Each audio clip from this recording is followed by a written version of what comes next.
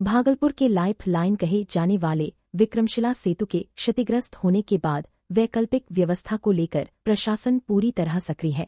इसी कड़ी में सेतु पर बनाए जा रहे बेली ब्रिज का निरीक्षण करने बॉर्डर रोड संगठन के additional director Jitendra Prasad, civil engineer Vipin Kumar चंद्र और जिलाधिकारी डॉक्टर नवल किशोर चौधरी अधिकारियों के साथ पहुंचे। निरीक्षण के दौरान निर्माण कार्य की प्रगति का जायजा लिया गया और अधिकारियों ने मौके पर मौजूद इंजीनियरों से जानकारी ली। बॉर्डर रोड संगठन के एडिशनल डायरेक्टर जितेंद्र प्रसाद ने बताया कि बेली ब्रिज का निर्माण तेजी से किया जा रहा है और टीम दिन रात काम में जुटी हुई है ताकि आम लोगों को जल्द राहत मिल सके। वहीं जिलाधिकारी डॉक्टर नवल किशोर चौधरी ने कहा कि प्रशासन लगातार निर्माण कार्य की मॉनिटरिंग कर रहा है और उम्मीद है कि 7 जून तक बेली ब्रिज बनकर पूरी तरह तैयार हो जाएगा। बेली ब्रिज तैयार होने के बाद भागलपुर और नवक्शिया के बीच आवागमन फिर से सुचारू होने की उम्मीद जताई जा रही है।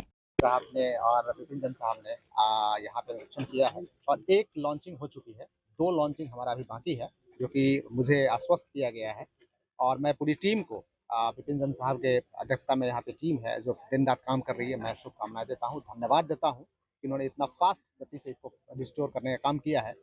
तो जो 3 स्पैन है, उस 3 स्पैन को मुझे भरोसा है कि फर्स्ट वीक ऑफ जून से पहले कर लिया जाएगा और इवन 4th जो स्पैन है हमारा, उस 4th स्पैन पे अभी डिस्कशन चल रहा है। जैसे फाइनल होगा फिर आपको अपडेट सर, ये आश्वस्त कर दीजिए लोगों को कि कब तक गाड़ियां इस पे दौड़ने लगेंगी। 7 जून से पहले गाड़ियां दौड़ेगी।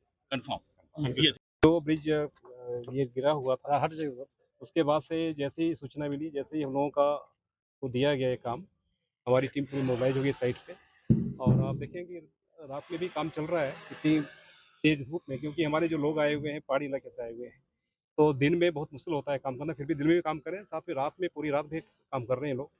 तो हम समझ सकते हैं कि इसकी वजह से लोगों को कितनी दिक्कतें हो रही है, उसको ध्यान में रख के हम चाहते हैं कि जल्दी जल्दी इसके ऊपर जो ब्रिज है बने, ताकि लोगों का आना जाना शुरू हो जाए। कब से सर परिचालन शुरू होगा और किस तरह की गाड़ियां चल सकती हैं? देखिए अभी तो एक ब्रिज हमने बनाया हुआ है, जो हमारा जो 2 और ब्रिज बनने का है, उसका भी सामान एक आ चुका है और एक आने वाला है, वो भी 3-4 दिन में आ जाएगा।